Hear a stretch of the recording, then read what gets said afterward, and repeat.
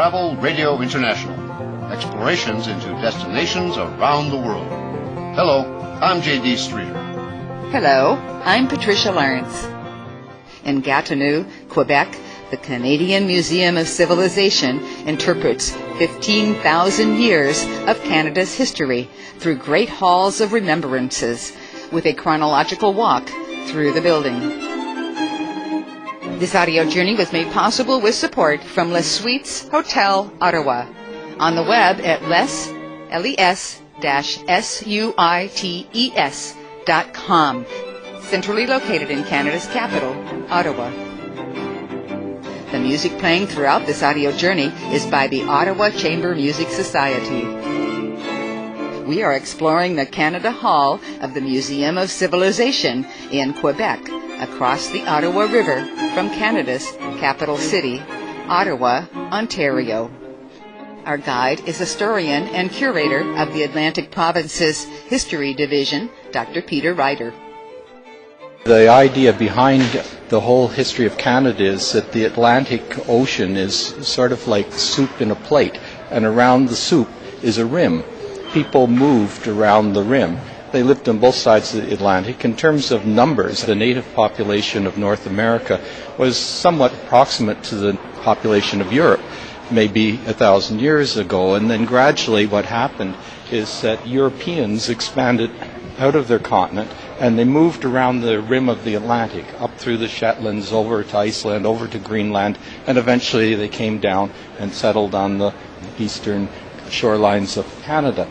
That initially was an intermittent kind of presence, but gradually it became permanent, and then settlement moved inland. And of course the United States was part of that expansion, a little after the initial contacts with Canada, but it came, and it was part of a general movement of peoples from east to west that took place.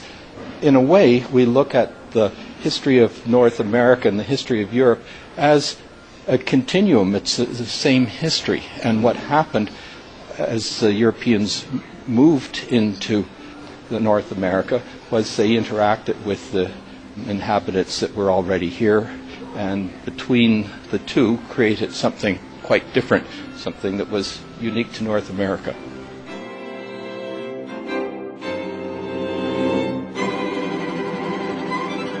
The museum tells the history of Canada in actual size.